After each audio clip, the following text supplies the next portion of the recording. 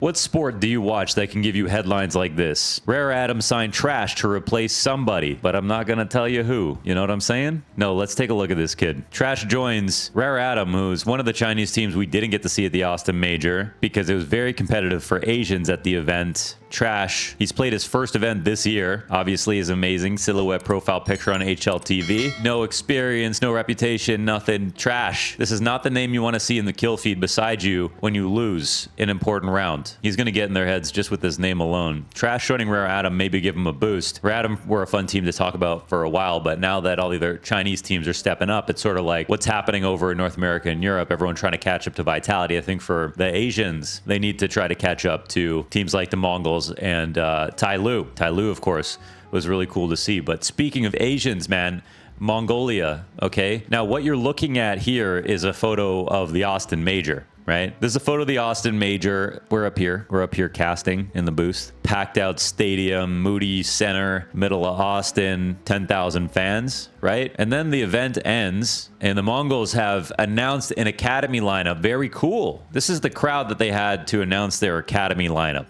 okay?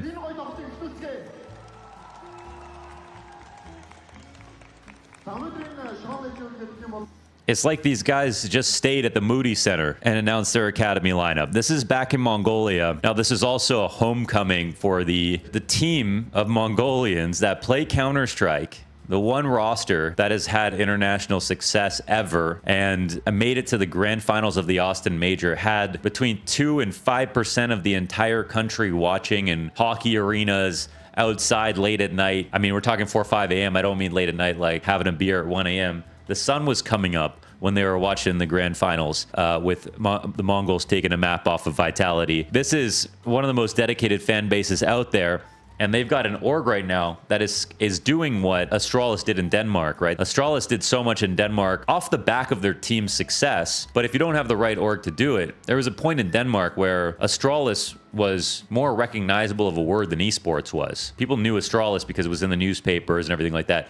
The Mongols are doing a fantastic job of sort of capturing the attention of the nation, the heart of the nation, and for an Asian team as well.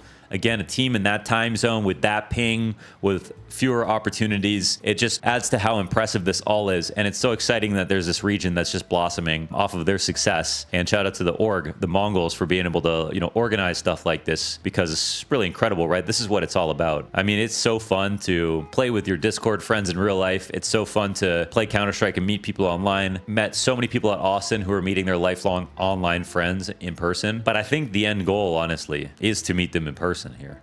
Even if you're introverted and you like gaming and you're going to go back home and you're still going to enjoy that more, being able to share this real life experience, I mean, that's what it's all about, right? The emotion, the vehicle of sports is one that allows us to, feel something. Essentially, that's what it is. We want to see the highs and the lows of people putting in all of their effort and trying as hard as they possibly can to achieve something. And then, as fans or as countrymen, banding together and joining in on that emotion is the point, really. That's why it's so successful. It's why you want to watch other people play a video game. It didn't make sense before. So to be able to do this is sort of the pinnacle. This is the zenith. This is the ultimate goal, basically, of being able to achieve something great in esports and to show everybody that a video game or a chessboard or a football or whatever it is, they're all just vehicles for the same sort of feeling. And when you see everybody coming together in person like this, I mean, that's what validates it the most. So it's really beautiful. Love to see it. Yeah. So that's the Mongols. Should we stop the sappy news?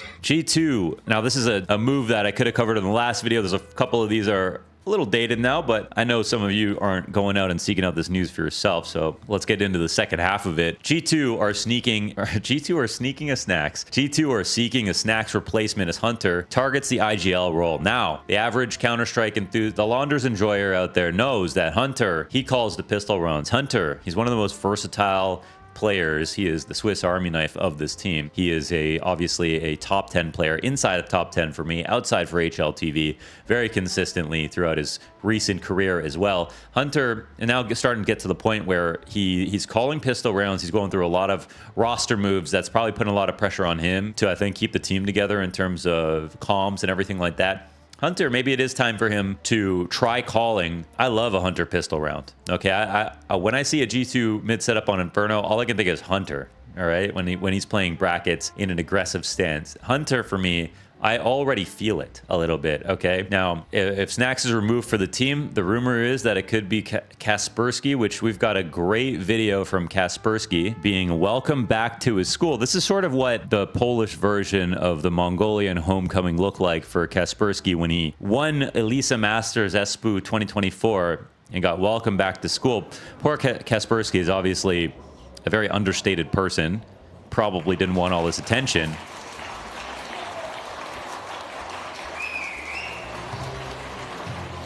Okay, I spaz, I curse, you last, I'm first.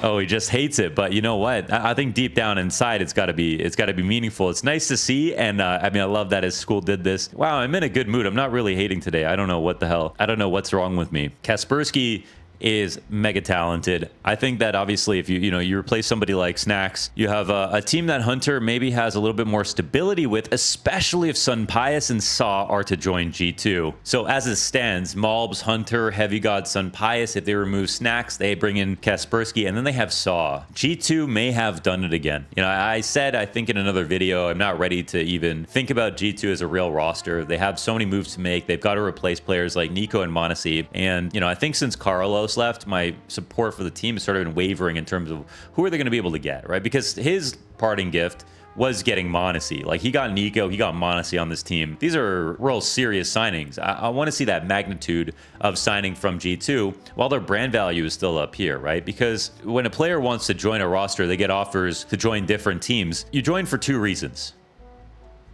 Three reasons. You join for the money. You join because there's a player on those teams that you want to play with. And thirdly, you join because the org has prestige. You know, like how many players are turned down joining FaZe?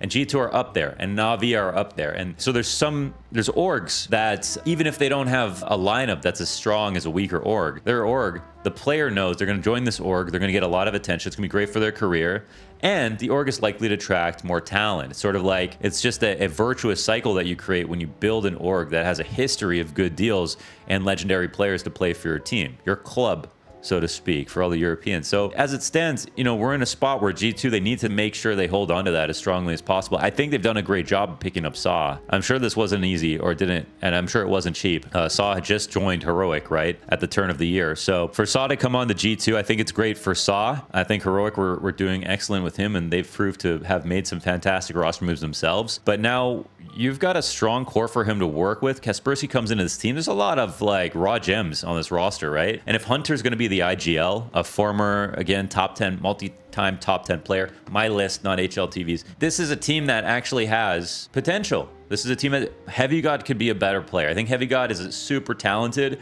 but could be more well-rounded. Sometimes he's too slow on lurk. Sometimes he's too, you know, there's things that could be worked on. Mongolz, can he rotate like Nico? No. Is he able to make the executive decisions that the team needs every single time? No, not necessarily. SNAX coming off the lineup. Again, we look at their Dust 2. There was a game we casted at the Major where they used the exact same 2-1-2 setup every single round. Poor Hades on the car. Fucking 5 guys running up cat. One shot gets missed, bomb gets planted, round gets lost. There is a need for the talented players on these teams to be buffed out and become more well-rounded, have a better coach.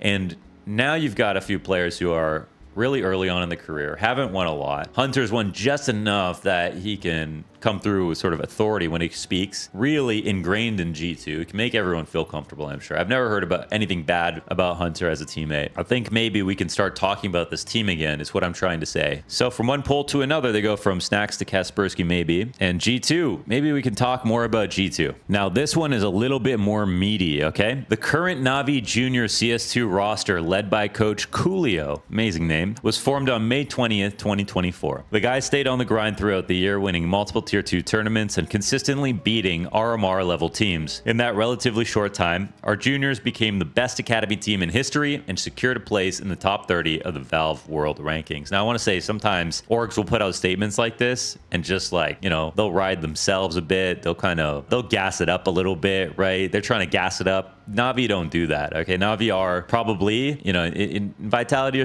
starting to try to come for them now, but Navi are the greatest Counter-Strike org in history when it comes to what they've done with their Academy League, to what their coach has been able to do in Blade over the course of so long, retaining the best player in the world in CSGO in Simple, all the tournaments they've won, participating in every single major. Navi are like the cream of the crop when it comes to Counter-Strike orgs, just period. They sold off Monacy for 600 grand. The only reason they even did that, and I'm sure they didn't want to, is because Simple was still in his prime on the team, so they couldn't overfill that role. Navi are a team that have done spectacularly well. I think they've set a blueprint for it. Well, I'm just saying so many nice things about people today. I don't know what's going on. I don't really like it.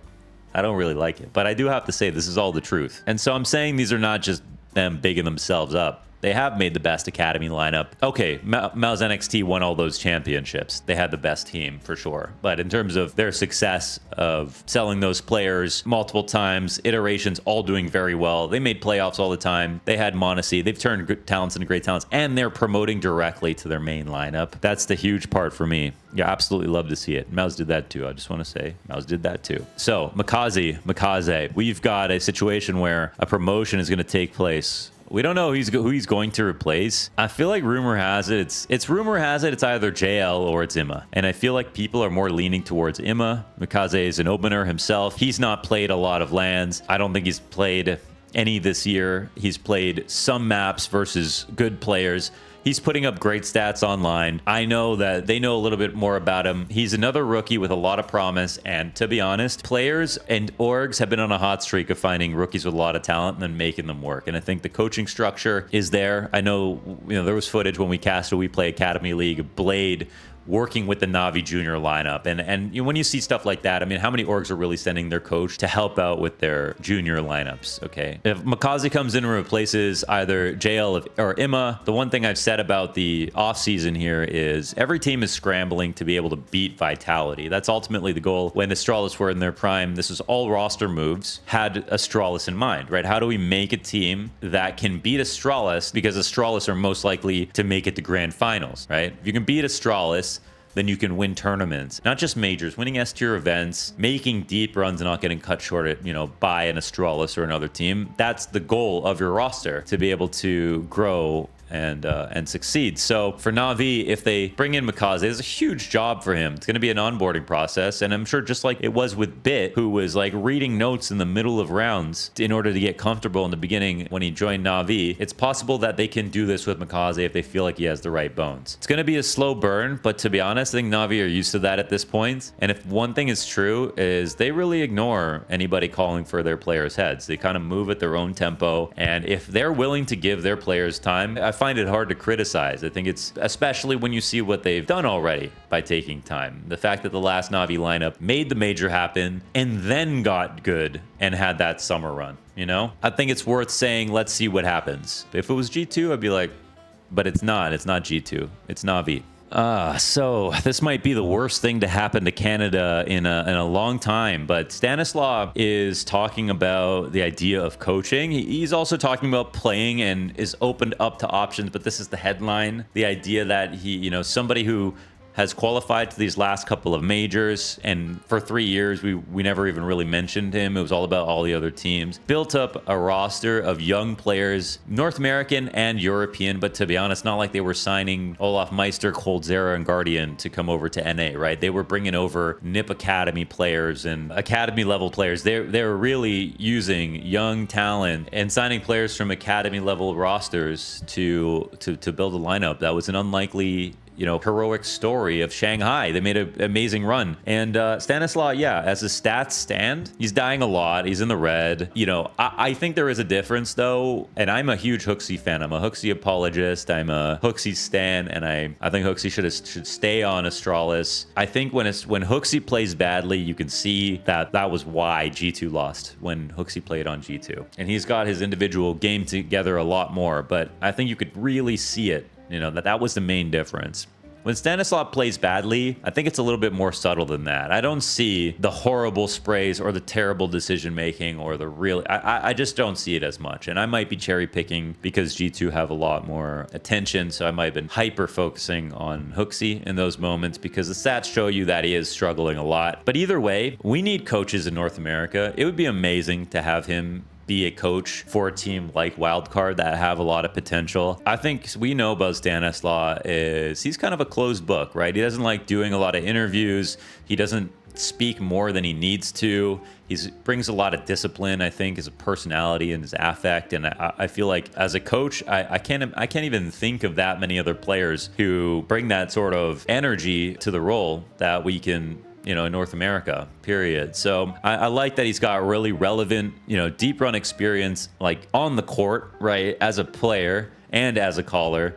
And if he wants to do this, I'm excited to see, because I think a coach like an IGL can have such a big impact on so many more players than just a good player in any other role. So I think number one, I'd like to see him keep IGLing. But number two, if he becomes a coach, I'm super excited for the future of North America, especially if he can stay here. If a team like 100 Thieves comes to North America, they pick up Stanislaw and they want him to build a team, I'd love to watch that. I think that would be a great idea. And I mean, look back on Stanislaw's career. He's one of the most underrated players, period, in North America. Like, look at this run here at E-League, okay? When we're talking about Stanislaw playing in his prime, he played on 3 different lineups. They all had their own success. I mean, all the way to EG. The last good memory we have of EG was with Stanislaw, okay? They won ESL New York. They won Star Series Season 8. You know, when he played on Liquid were having great results.